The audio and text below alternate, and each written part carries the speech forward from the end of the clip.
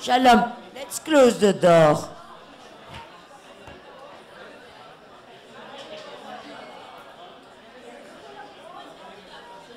מהר, מהר.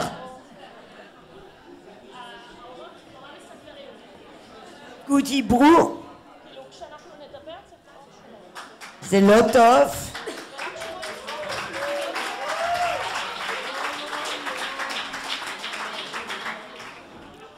שלום, מה נשמע? קום.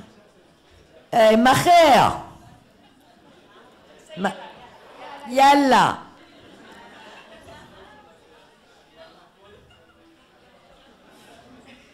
יאללה.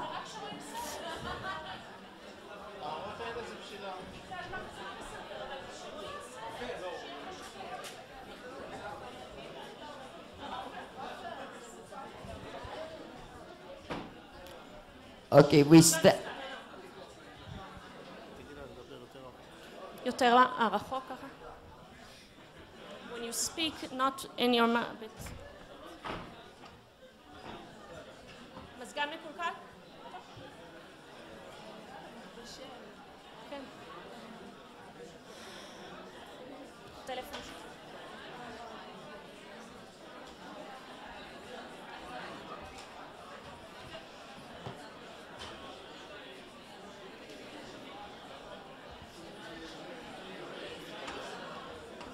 שקט, אנשים.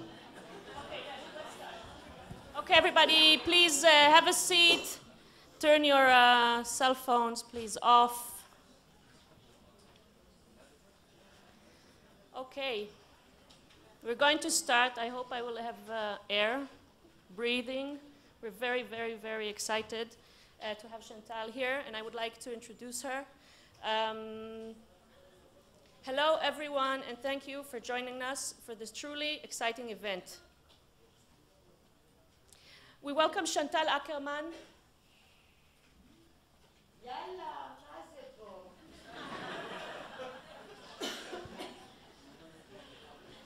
Let's do just 1 minute. Because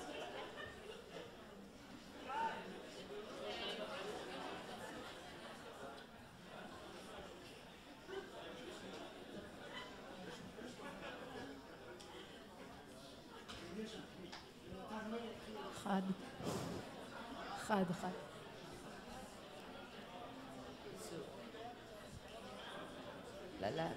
Like that, it's good. לשבת.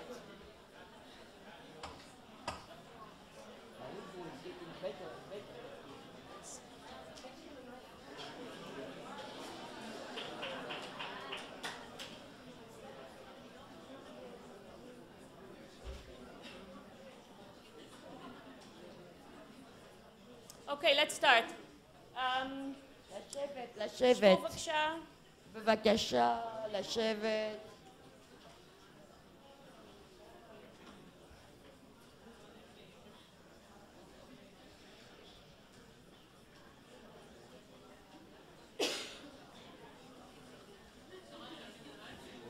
Okay, Chantal, we will start, they will enter.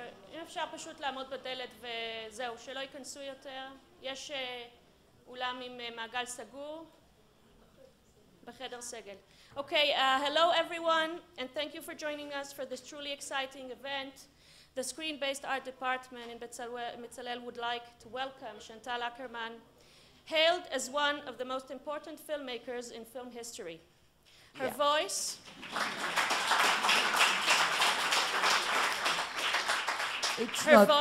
Her voice is an individual one, a voice which disregards structural and cultural molds and articulates a unique filmic language and experience.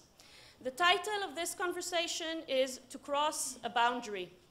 Boundaries and borders in Akerman's oeuvre are there only to be trespassed and shattered. Personal, social, cultural, sexual boundaries, mental or physical.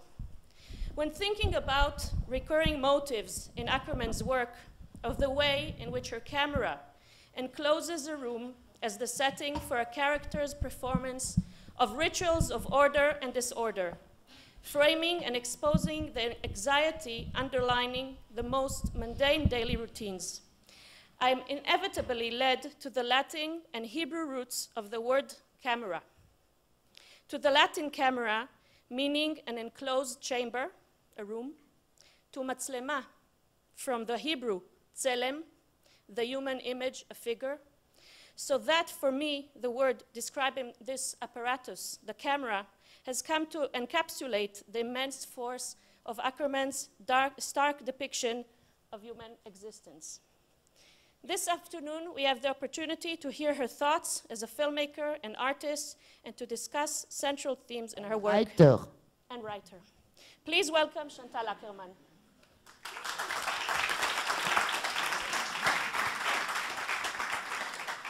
Shalom, shalom. Okay, so hello and good afternoon. It was a very interesting morning today, and here we go. I'm really excited about that. So the first question. People don't hear you. Do you hear me? Okay. So Sutmaville, which we are about to watch, is your first film. Since it was done, you made more than 40 films. Can you please tell us, how did you begin making films? What was it that made you want to be a filmmaker? Say it again. Can you please tell us? Okay. Why did you start making films? What? I start making film because that anti-Semitic guy called Godard. I realized that he was anti-Semitic much later. Otherwise, probably he wouldn't influence me. I was 15 when I saw Pierrot the Gangster, but before that, I wanted to write. Then I saw Pierrot the Gangster, and I realized that film could be poetry. And because before that, when I was going to see movies, it was just to kiss or to have ice cream, to go in a group. But you know, film didn't count. You know, because in Belgium especially, at the time, it's a little bit less now, but not so. Most of the films were forbidden for people who were less than 16. So what you could see were very bad films. And suddenly, you know, I was 15 and a half, but I pushed my friend who was bigger than me, and I said, go and buy 2 tickets. I had no idea who was Godard, but I liked the title. In French, it's called Pierrot le Fou, Pierrot the Crazy. But in English, it's Pierrot the Gangster. But I think Pierrot the Crazy is much nicer. Anyway, I saw the film and I was totally, how can I say? Well, anyway, when I went out of the film, I was on a big boulevard in Brussels, and I was jumping up and down, and I said, I want to make movie too. That's how it happened. Okay. It is a known fact that you left film school early on, after 1 semester or something like that, right? 3 months. 3 months. How did you go about developing your filmic language as an autodidact? I think, I don't want to say that in a school, but you know, as an autodidact, in a way, you are freer because you don't follow rules. So you just follow your instinct. And that's what I did. You know, I didn't know anything about movies. I didn't know how to make a movie. And you know, how you're supposed to make a movie. So it was very good for me. But stay here. So I did it and I act myself. And the film was called Blow Up My City. It was done in 68, November 68. Well, you are too young to know what is 68, but 68 was a moment of freedom in France and Belgium and in Europe. We wanted to destroy all the rules at that time. Everything was changing. Sexuality, thinking, what else? Sexuality and thinking is a lot already. So let's see the film. Well, I want to say something about the film. I didn't have the money to make the film, so I did one shot by, how do you call it? One shot by shot. Also, I didn't have the money to make the sound, so most of the sound I did it afterwards, most of it with my mouth. You will understand. And sometimes there was no sound at all, and I didn't care.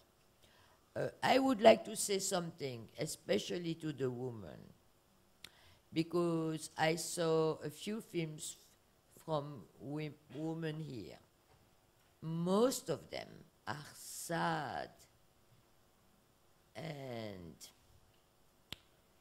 how can I say, sad and destructive for themselves also. This film is, comment on dit, what? It's a tragic comedy. It is sad, but in the same time, it's funny. And if I have to say something to the woman, is to add a little bit of humor in their film. Okay, let's see the movie. Okay, so we are about to watch Akerman's film Soot My Ville, translated as Blow Up My Town, the film made in 68. And Akerman was 18 years old at that time.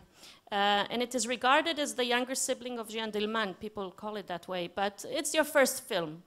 Maybe we'll talk about that after that. Okay. It's my first film, and I was totally free when I did it.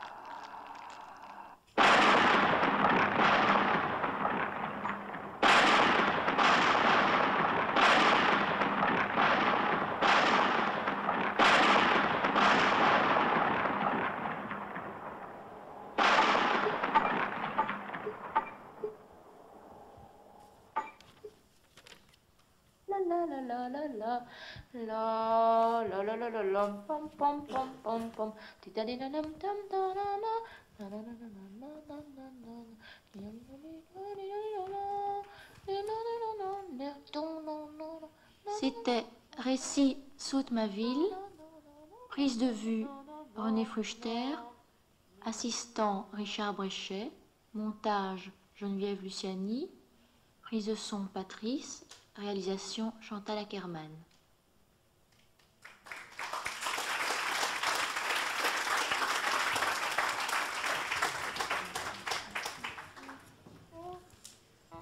So before Frat asks, we'll talk a bit about Sutmaville. I would like to share something that Chantal said early on, and when asked, why did you want to blow up your town? And Chantal said, I did not want to be a gentleman. So, but I didn't know at the time.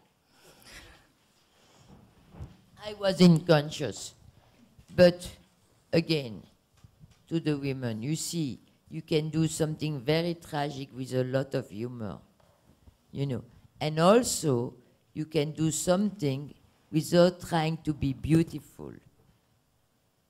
You know, because people who do beautiful shots and do a beautiful story, they do twice the same thing. And then, when it's twice, there is nothing. Do you get it? All right. I think that one can see how this film had influenced artists such as Martha Rosler in a work from 1975, Semiotics of the Kitchen, and Cindy Sherman in her photo series, Untitled Film Stills from 1977. Can you tell us about the making process of this film? What bothered or interested you at the time?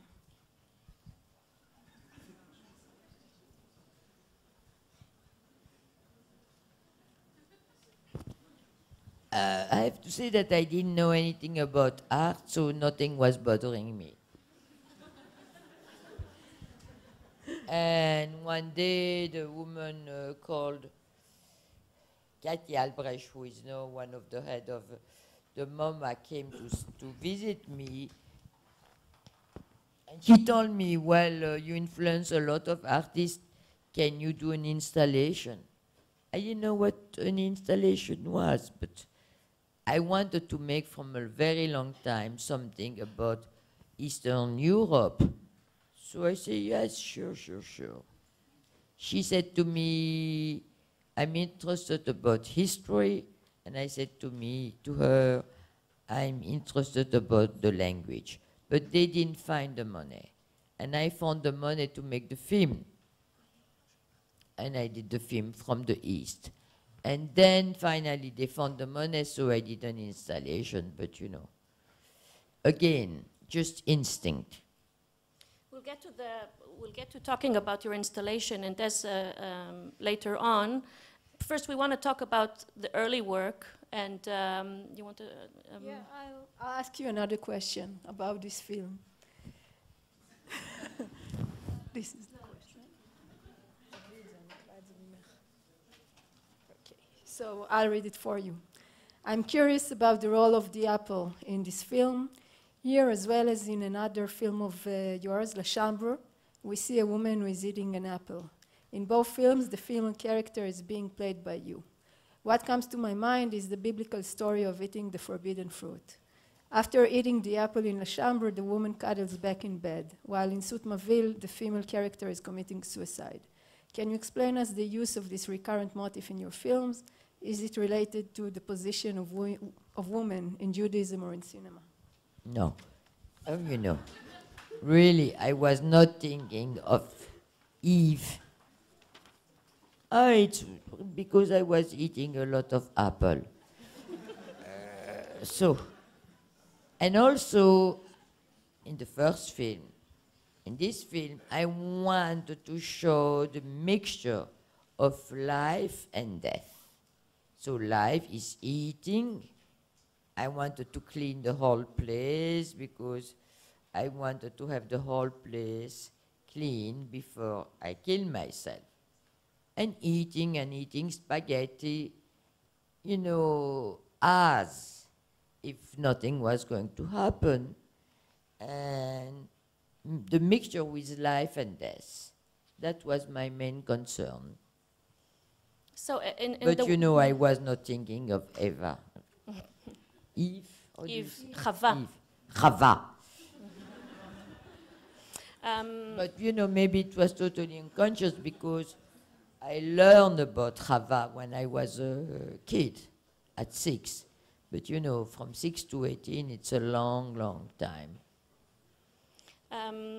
There is a really strong sense in relation to performance art and body art in the film. Genres that developed in the 60s, we were talking about Carolee Schneemann, Joan Jonas, Valley Expert. And it's amazing, you say you just did not have any, you were not influenced by them, you didn't see their work, you were not aware of them. No, of body art and performance art. I didn't have any connection with all those women.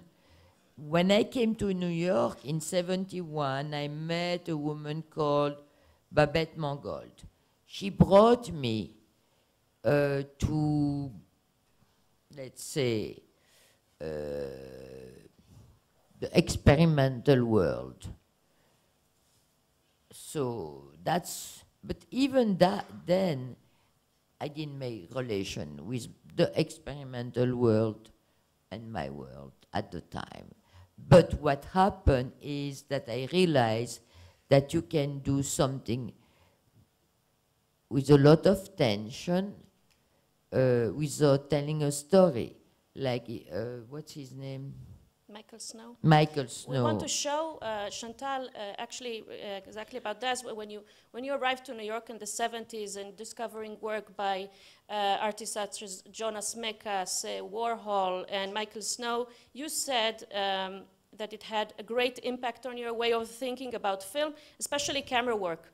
And you mentioned seeing especially what's his name, Michael Snow, Central Region. We want to show a little clip of this work, No. Central Region, just a small piece, just to ask you. No, Just to ask you, no. why did it free you, and in what way? Because you need to see the 3 hours, otherwise it doesn't that work. we don't have time for. But how? So, well, the camera is just tilting and going on there. I How have did it to free you? explain. I will explain and don't show the Okay. film because it's not fair for the film. Okay. It's not fair from the film. Let's say, I will explain. When I saw a film who was really not beautiful, but it was called Central Region. Back and Forth or Forth and Back, I don't remember. So the camera was there, and let's say it was in a school room, and the camera was doing like that, just like that. Each time it was arriving there, I was so tense because I wanted to know if the camera was going a little bit further than the last time. And I realized that the tension was as strong than in a Hitchcock film. So I realized that you don't need to tell a story to make a film with a lot of tension. That was very, very important for me. But when I did, let's say, Hotel Monterey, there is a lot of tension, but I was also interested by people, by poor people, by old people, which was not the case of Michael. You know, for what he was doing was very experimental. What I was doing was with tension, because, you know, the film was totally without sound, and you never know when the next shot was going to happen. But it was related to where the people were living, how the people were living, which was not at all the interest of Michael Snow. And Warhol, when you saw Warhol? I didn't see really Warhol. No. All his films, Empire State, No, Sleep. I didn't see it. Mm-hmm. No. Okay. And how was it to the transition between... Well, I saw Warhol maybe 2 or 3 years ago, the reels were not shown before at the French Cinematheque. And I have to say that I was very annoyed because all the women look like, comment on dit, un pot de fleurs? Wallflower? You know, they That's were, it, vase, flower. you know, he was not interested by them. He was interested by men masturbating or whatever. And the women were like nothing. So it really did annoy me, you know. Because, okay, he was gay. I don't care about that. But with him, you really feel in a way that, and I won't say that for all the gay people, but with him, he was not interested by women at all. And you felt that there was a wall between women and men in his film. And it just did bother me. And in the film J'ai to il elle, to be screened tomorrow at the Cinematheque, and I hope to see you there at 8 o'clock with Chantal and Avi Mugabe. And also, we talked about this performance. How was it in Je tu il elle? You play the main character, and as well, of course, in Sut ma ville. How was it the transition from being the performer to deciding to go behind the camera? But even if I was acting, I was anyway behind the camera because I asked the camera woman to take my position, and then I did the framing. So it was not such a big difference. Okay, so we want to show now a small clip from Jean Dillman, if you allow us. You already said it's okay. Jean Dillman, 23, Quai de Commerce. But you know about what's his name, Michael Snow. It's a film longer than 3 hours and a half. Okay, and it's because of those 3 hours and a half that you feel something. If you are looking for a 10-minute, nothing is happening. Yeah, of course, but it's an example. Yeah, but no, it's not. Okay. You're okay. So Jean Dillman is Chantal Akerman's masterpiece, a bold, groundbreaking film made in '75, when Chantal was only 25 years old. It's a 3-hour and 20-minute long film. It depicts a day in the life of Jean Dillman, a widow, homemaker, and part-time prostitute, while going on about her daily routine. We will see a short clip, and then we will talk about the Which one is it? The Schnitzel. The Schnitzel. Okay.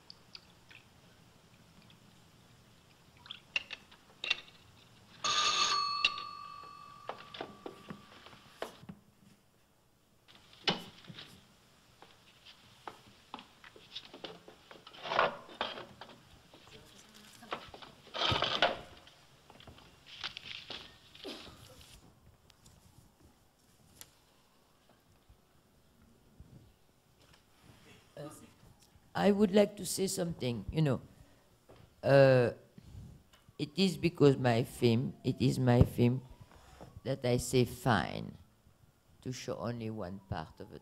But it's also a film when there is more and more and more tension, And of course you won't feel a tension with a piece like that. But because Michael Snow is not my film, I didn't want to destroy it. Usually in your films, the plot is based around women and female characters. Do you feel close to the characters in your films? Here's the question.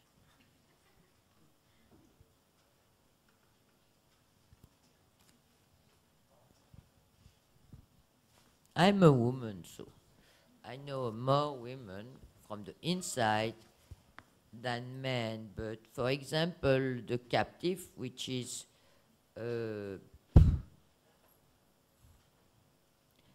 it's coming from Proust. The man is the main character.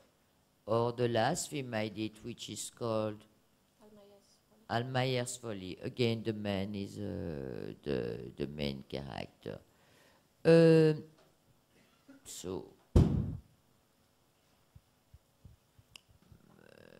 Older I get, easier for me it's to make film about men. Men or women? Men. Older I get, easier it is for me to make film about men. When I was younger, yes, most of the films were about women because in a way they were related either to me or to my family, things like that. But it's not the case anymore. Your films often depict the minute, the marginal, the seemingly unimportant routines in human existence. Terms such as nothing happens, the mundane are used to describe it. You use extended shots that accentuate the passing of time, the sense of duration.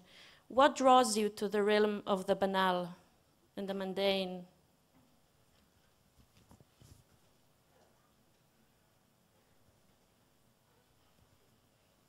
I don't know. What we have in life, and the most important things we have in life, it's time and duration. And when people are saying to me, oh, we saw a nice film, we didn't see the time passing by, I feel that they were stolen. You see what I mean? Because they didn't feel the time, the duration. And I think listen, when you listen to music, music and cinema, it's very important to feel the duration, because the duration is given to you. And then you feel that you are living. When you see a film, and then at the end you say, hey, I didn't feel the time passing by, I really feel that you were stolen. I think time, listen, even in the Jewish religion, everything is related to time and duration, especially for the religious people. But even people who are not religious, their grandfather or their father or their great-grandfather was at one point. And everything is related to ritual. Ritual, you say? Ritual. And time. Saturday you don't work. Every 5 years you leave the soil in peace. It's very important, duration and time. And so when you say, oh, I didn't see the time passing by, I think that really it's awful. I think what I do when I make a movie, I want that the people experience time in their body. It's very important for me. You once said that you want to show what is not being shown, the event beside the event, things that are usually... That was really for Jeanne Dillman, because usually what I show in Jeanne Dillman is what is cut and go to the garbage. And I think that for women, and sometimes for men, it's what they do all their life. And so why should it be go to the garbage? You know, when I mean garbage, I'm not speaking about digital. I'm speaking about 35 millimeter or 16 millimeter. You cut and you put in the garbage can. In digital, it's different, but you can still work on duration. I would say more duration than time. Okay. So here's the question. You can read it. It's about rituals. Rituals play an important part in your films. They seem to hold characters together and prevent their disintegration. I wonder if this psychological notion can also be applied to cinema. Do you think that your methodical shooting, for example, recurrent long shots, frontal shots from the same point of view, and your famous slow pan and dolly movement is in some way ritualistic and thus put on the camera some of the responsibility for the integrity of the film? I have to say that it took me many years to understand what I did, for example, with Jeanne Dillman. And I think that Jeanne Dillman, you know, everybody was saying it's about alienation of women. I never wanted to make a film about alienation of women. But, in a way, how can I say? It's what we lost, we, the Jews, about losing the rituals. And it's also about that. And it's also a film about rituals. Because, you know, for Jews, and the fact is I don't know the others. I don't know the Catholic, I don't know the Muslim, but time and ritualization, it is how we were educated. Even the people who are not religious, it's still there, even if they don't know it. So, well, you know, when I was born, my grandfather came to live with us when I was 3 because my grandmother died. And he stayed with us. Then he died until I was 7. So all the life was about ritualization. And I have to say that I'm missing that. I'm missing that strongly. I think the ritual, you know, the ritualization of life.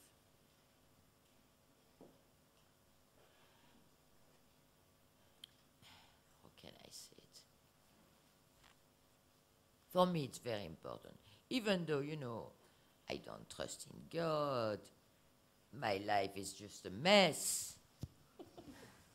But when I go to a house where there is ritualization, where there is that, I feel so great. What can I tell you? And talking about rituals, on the other side, maybe in your narrative films, do you allow for chance, for mistakes, for things to happen, or it's very controlled? Depends. Okay, let's say if I do so-called documentary, so-called because I don't think that there is such a difference between documentary and fiction film. I think that, comment on dit poreux? C'est très poreux. Who speaks French here? Nobody understands French here? Anyway. What did you say again? Poreux, tu sais. Anyway. For example, when you see a great fiction film, you feel how the actors are breathing. And that's documentary. You see what I mean? When they are not acting well, you don't feel them breathing. Okay. So for me, but yes, when I do a documentary, I let things happen. When I do a fiction film, everything is written, so there is less accident. Less. Still a little. And more, you know. More and more, like the last film, I didn't want to control it. I have enough with control. You know, control start to bother me. But when I was young, I was controlling everything, but not anymore.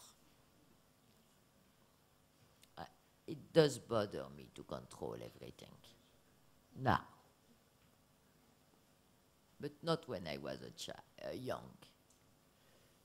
When I was young, I wanted to control everything. Do that. Not anymore. I let the people, the actors, breathe. Okay. And one of the most central attributes of your camera work is using frontal shots from the same point of view, more or less. And can you talk about that? Why the frontal? Because of the second commandment of God. Do you know the second commandment of God? When you are frontal, it's not idolatric. You want to, you know, you are Israeli, you should know the second commandment of God. You want to, okay, I don't want to make idolatric images. That's why, in a way, you know, when I shoot and there is the actors there, the actor is the other. And then the viewer is also the other. So there is no idolatry. It's just the other. When there is the other, no idolatry. Okay, do you understand that? Do you know the second commandment of God? And be careful, because Israel is losing that. Yeah. Be careful. No more, no idolatry. Money, no, you know. No, they make things with money. It looks very... I came here for the first time when most of the people who are in that room were not born. It was in 1961. There were no cars, there were no publicity. It was so good. And now it's like in America. And America is really the country of idolatry. Oh, you know, Shanghai. Images everywhere. But not images who are facing you, images who are above you. So they are like God.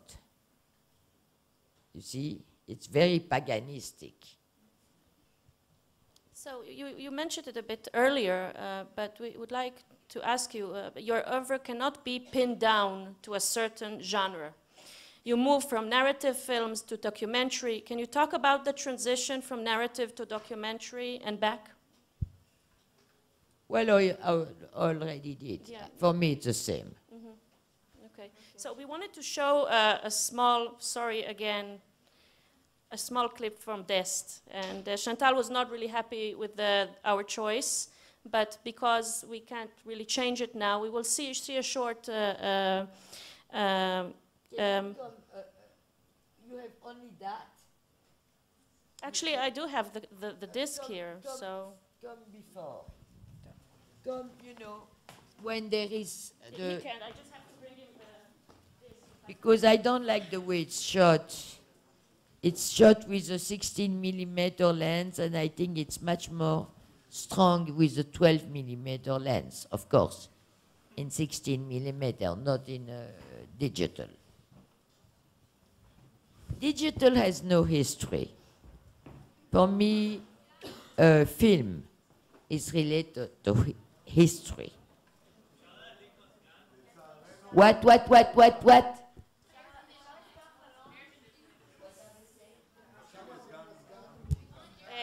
המזגן מקולקל, אפשר לפתוח דלת. You really are spoiled children.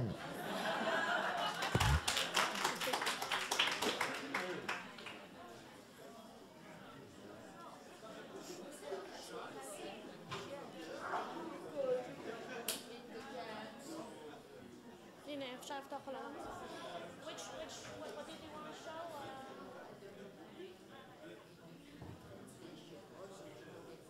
The beginning of the film?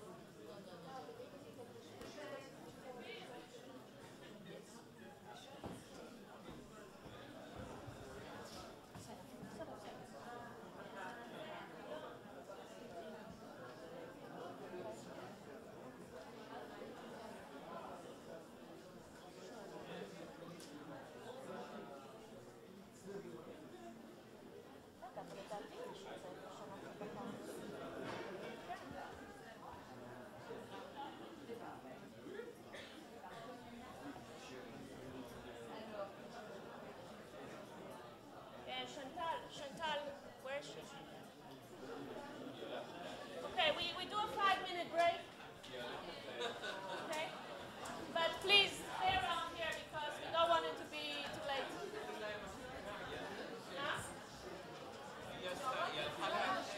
היא הלכה רק לעשן, אל תצאו חבר'ה, היא עושה את זה קצר, כי זה לא ילך. שבו כאן. אנחנו נראה עכשיו קטע, וכשהיא תחזור נדבר על זה, לא משנה איזה קטע. יאללה, נו. מה שתכננו. יאללה. אוקיי. כן. אוקיי,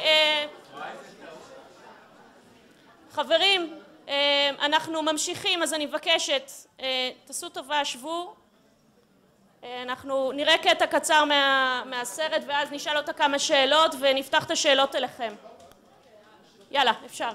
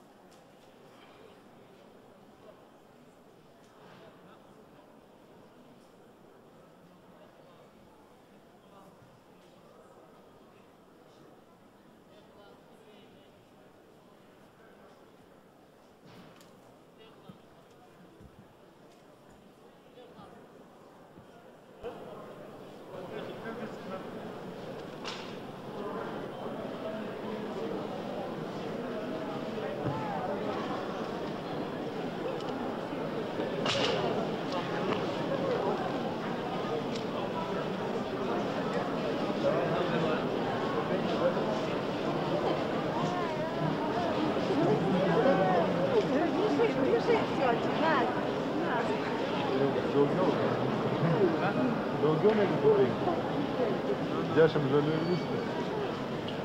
Už minut.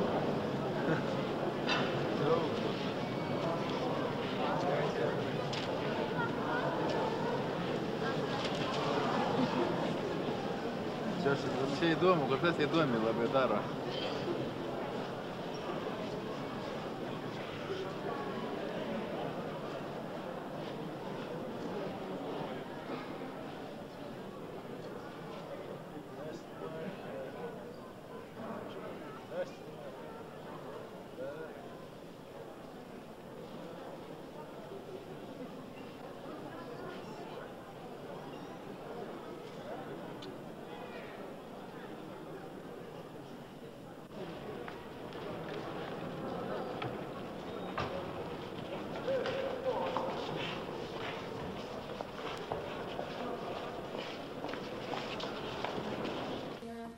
I would like to tell you something, that the fact that I was shooting face to face was totally instinctive.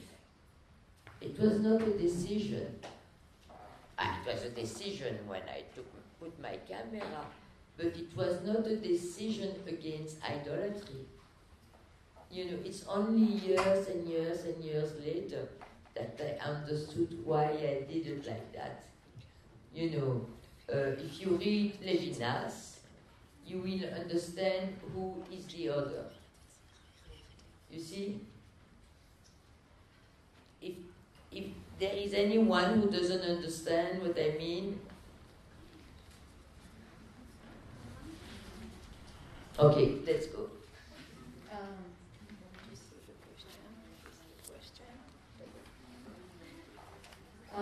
Earlier, Sharon emphasized the notion of the boundaries and borders in your work. While your documentary film From the Other Side tells the story of Mexicans who cross an actual border into the U.S., other films such as Hotel Montreal, News from Home, Là-bas, and Death deal with metaphorical borders and conceptual boundaries. This leads to a strong sense of wandering, nomadism, exile, alienation, and lonesomeness.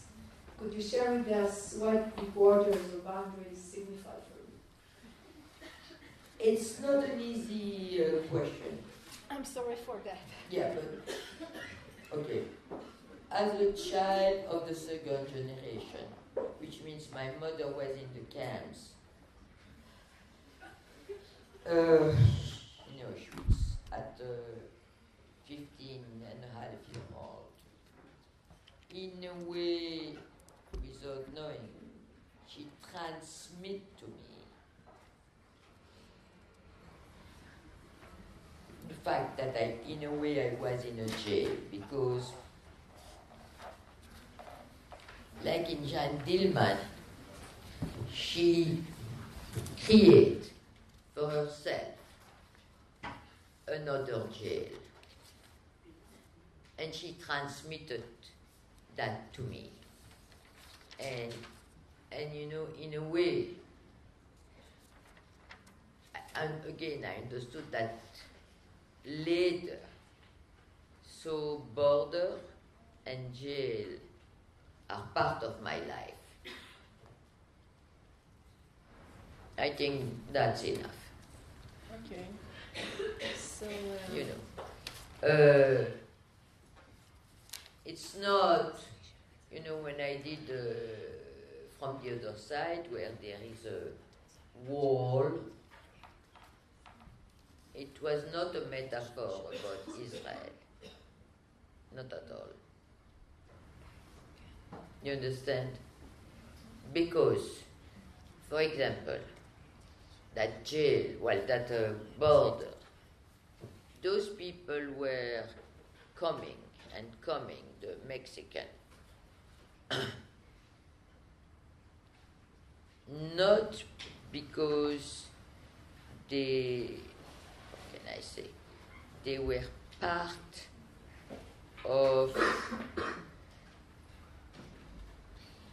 a kind of country where they wanted to have the country back, even though, I don't remember who, I think it was Napoleon or someone, sold half of Mexico to the Americans for almost nothing. But for me, it was not related to Israel. It was related to the fact that they wanted to go have a better life and become American. They all want to become American. I think the Palestinians don't want to be Israeli. It's a very big difference. So you started talking about it earlier, about working in installation. And if you can describe the process that led you to working in installation, you started talking about it, and how different is it from creation of a film? It's much easier. We will show some I think that to make a film, it's very heroic. First you write, then you try to find the money, then you try to find the actor. And between the time you wrote and the time you finally do the movie, it's usually it's like between 1 to 3 years. So to keep your desire fresh, it's very complicated. When you do an installation, you can do it yourself with almost no money. We see some of your installations. Yeah. No, you can talk. We just see it when you Yeah, talk. but there is no sound. Anyway. No sound. It's just pictures. Yeah, Slides. but there is sound there. No, it's pictures. It's not video. It's picture. Yeah. So for me, to make an installation, it's so easy compared to than to make a movie. And how would you compare the art world to the film world? Or to go from The art world is really very decadent, very, how can I say? You have a gallery, the gallery is pushing one guy, then one guy is sold for $1 million or things like that.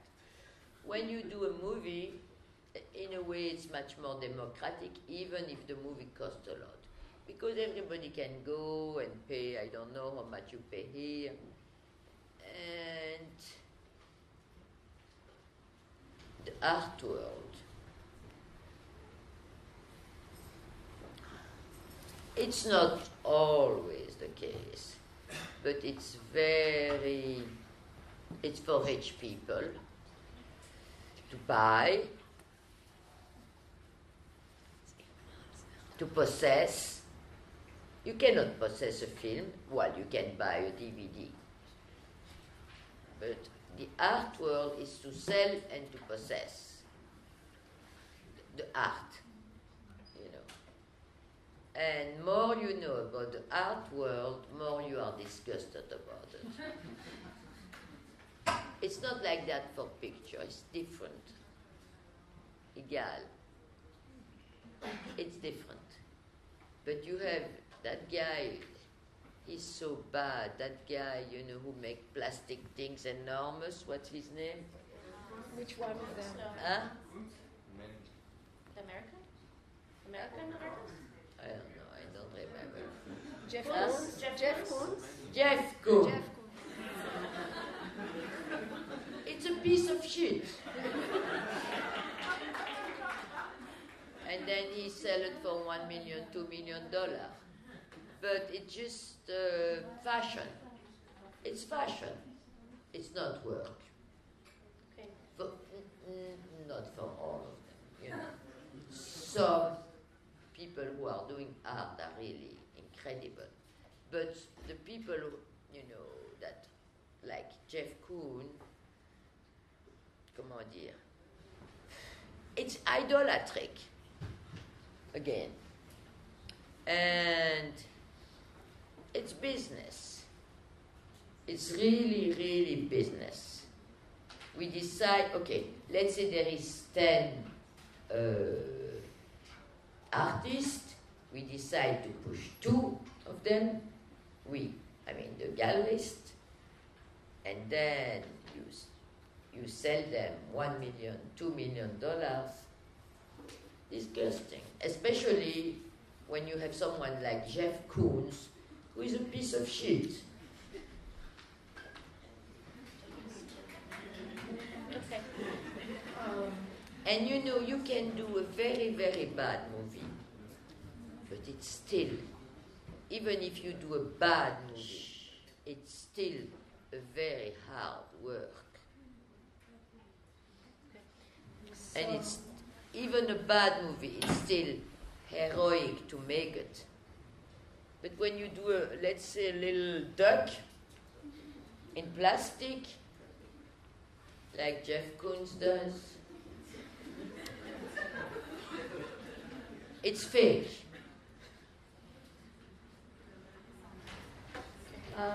Earlier you discussed the work of artists. Do you know him? Yes. Yes. Yes. Okay, what do you think of him? But when you have someone like Richard Serra, he's a real artist, for example. But there are not many of them like that.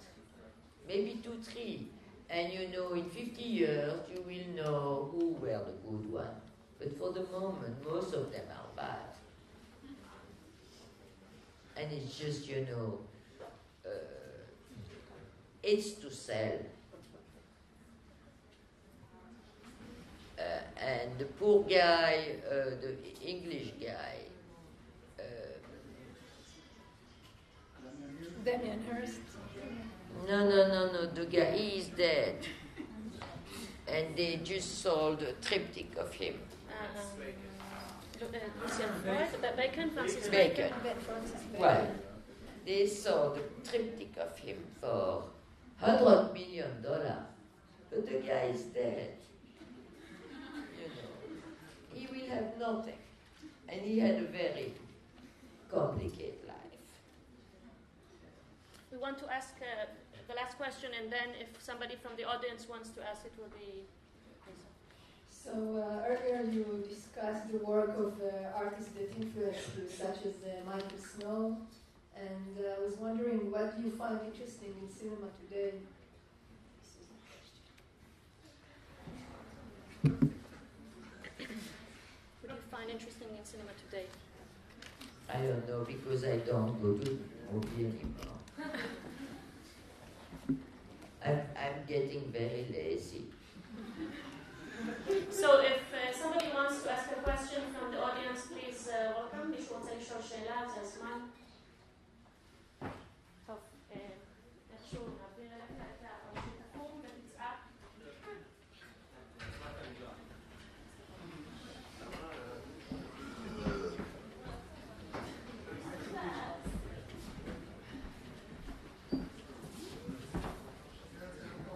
Jeff. Hi, Chantal. Hi, everyone. Hello. I wrote. How are you? Come next to me. Oh, so cute. Oh, I will smash some people on the way. It's a long question. Let me finish it and then I'll come to the because what do you say about that? Oh my Just God. go on. French translators? Never mind. Well, try to make it shorter. Okay. Okay, I'll do it. First of all, thank you. Thank you for coming. Thank you for lecture. I think sharing your body with us in front of us, sitting here, I'll try to speak slowly. Should I speak slowly? Just ask the question. Oh my God. Okay, ask the question, but slowly. Okay, so the first, I have two short questions. The first is that I read that you didn't agree to show one of your movies at the Gay Film Festival in New York, and I was wondering what do you... Okay, I got it. And I have another question. I don't want to put my film in a, how can you call it? Ghetto. In a ghetto. I don't want to put any of my film in a ghetto. For me, a movie is a movie is a movie is a movie. And not, for me, a movie, it's not a gay movie or a Jewish movie or a woman movie, it's a movie. And you don't show your movies in film festivals? What did he say? He asks if you don't show your films in film festivals. She does. I do, but not in film fest. most of the time not in film festival called, let's say, European Film Festival, Belgium Film Festival, Women Film Festival, Gay Film Festival, Queer Film Festival. Okay, I accept it. You know, when you write a book, are they saying most of the time they don't say it's a woman book, it's a book. You see what I mean? And I'm tired of all those appellations. How do you go? You know, when I did Jack Dillman, they say, oh, it's about alienation, it's a woman film.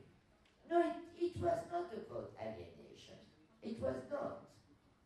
And then people go to see the film thinking already that it's a woman film, instead of being with a free mind and discover the film. You understand what I mean? Yeah. Anyways, I watched the movie. I watched the movie, and I loved it. But did you think, oh, I'm loving a woman film, or did you? No. Okay. You think the women were very bad actresses, and it was a lot of bad acting, but it was brilliant. So I liked watching it. So you go and see a movie, and you say, well, that's a great movie, or that's a bad movie. But you don't say, oh, it's a woman movie, or it's a European movie. It's boring. And it's a ghetto. Don't you think we have been enough in ghetto in our life? All our parents were in ghetto. It's enough. Yeah, the second question is about how was it for you to come to an apartheid state and to be here with us? Like, you know, at this time, there are like more than 4,000 Palestinians being evacuated from their houses in the south of Israel, and I was wondering, how do you feel about that? I understand. Have you been to South Africa? Not yet. I hope so. Have you? No, you didn't see how it was in South Africa during the apartheid time. But there is apartheid here. No, it's not. Didn't you lose a wall from the period? Let me answer. You know what they did during the apartheid time in South Africa? They took the black people, they put them in a diamond thing. How do you say? And they pay them $2 a week and destroy them. Okay? I think it's totally different than here. So I think you need to get... And you know, a lot of Jewish people and Israeli people in America, in the Columbia University, you know what they want to do? They want to boycott Israel. Why don't they boycott America? America did the war in Iraq. They did the war in Afghanistan. But everybody is obsessed by Israel. Why? Did you ask yourself that question? I've been living here all my life. I think I will do you a tour if you want, personally, so you will understand that we are living in an apartheid state. And if you didn't get it, I will help you. Listen. I will go with you to one place. Do we have a choice? Do we have a choice? Do I have a choice? Listen. Do we have a choice? Listen. Okay. I was living in a street in Tel Aviv. And I was not feeling well. So I took some sleeping pill. Okay? So I went to the bed and my room. And my room was not in the street. And the next day everybody was calling me, what's going on with you? I said, I feel perfectly all right. What happened? And it was just where I was buying my cigarettes. 40 people died there. So, you know, it's a little bit more complicated than an apartheid country. And stay here. No, listen, please don't, no, sorry, I'm really sorry. Don't make it about you, okay? Listen, No. if you ask question, you don't want an answer, that's apartheid. That's apartheid. Okay. Okay, let's go on. Is there another question from the audience? Yes, is there someone else wanting Yes, to you ask are. again? Bakasha. You are because Boy, you are Matala. asking a question and you don't want to listen to the answer. Security, That's יאללה. apartheid. מספיק. Sorry. רונן, תוציא אותו. כן, שאלה, אתה יכול לגשת? פשוט תיגש קרוב. תשאל. חברים, אנחנו רוצים תכף Listen, לסיים, אז כן, I don't שאלה. know the boy who asked me the question. Of course, I would love to have someone else than Netanyahu. I would love someone who doesn't take ground from the Palestinian and build house there. I would like someone different. Okay, next question. Really, I'm against those right-wing people, and I would like that the Israeli behave. But who vote? I'm not voting, and not only that, I'm in New York or in Paris with my ass totally protected.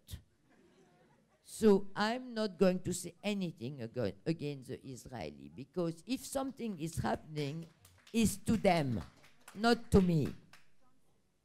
You see what I mean? I'm protected.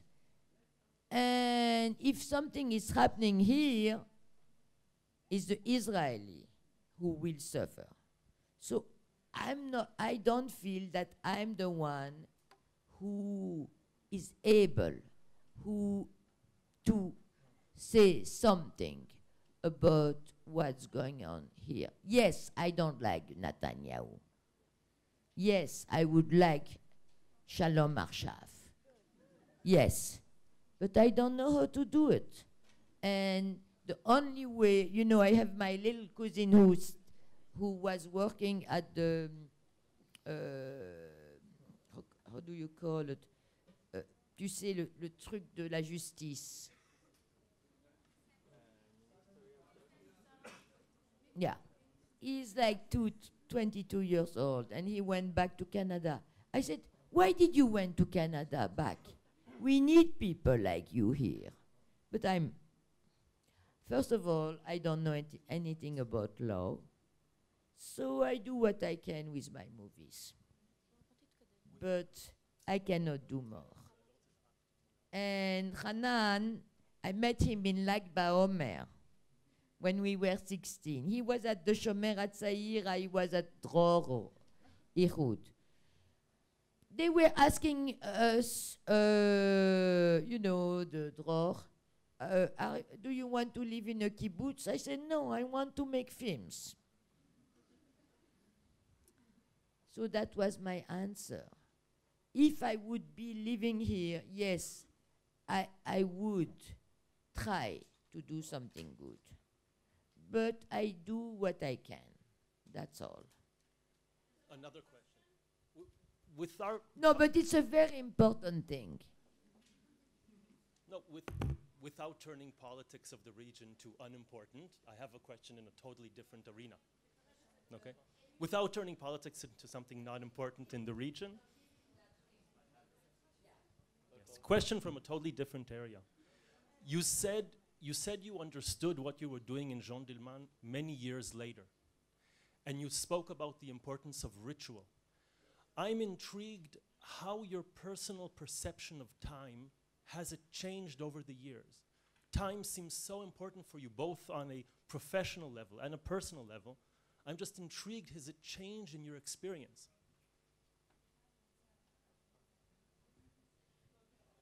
What's your name? Oran. Oran, maybe I can tell you in 10 years. I don't know for the moment. But you see, the people who are speaking about apartheid, they don't want to have an answer. And that shows that we cannot talk with them.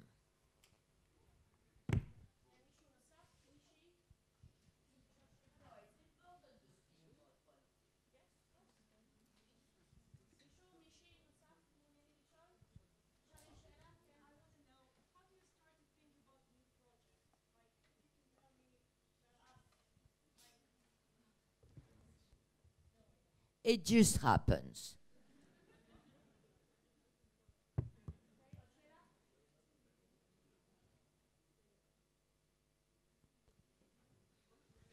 Okay, good. I don't know if you know that Israeli people who are at Columbia University want to boycott Israel. Do you know that? They are Israeli. Their ass is in New York, okay, totally protected, and now they want to boycott Israel. Do you think that's fair? You know, if I was living here again, I would probably fight for a better Israel. But I'm not living here.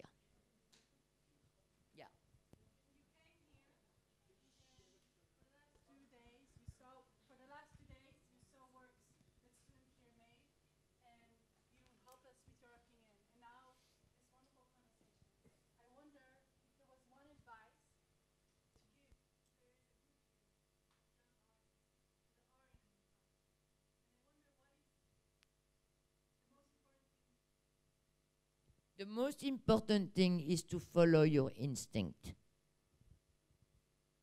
You know, and not to be too intellectual. Just it should go from your instinct to your head and from your head to your instinct. Because if it's only the head, it won't work. Instinct.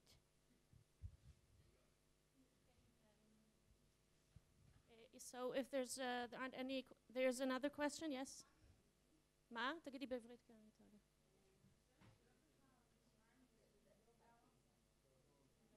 Is it a question? זה שאלה או statement? אז אחר כך תגידי לה את זה, אוקיי? עוד שאלה? עוד שאלה? Another question? Okay, so if there are no more questions. I would like to thank you so much. Oh, she just said that you don't have to feel bad that you don't live in Israel.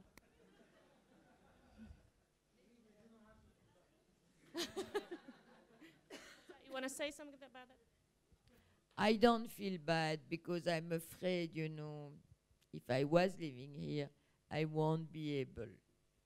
Like my little cousin who learned law. He learned law. He went to the yeshiva. And I said, when he went back to Canada, I said, go back to Israel because you have something to do. But me, I don't know what to do. I really don't know what to do. So I can live all around the world. I don't have a political mind, even though my films are very political. So that's my way of doing politics. So thank you very much, Chantal Akerman. And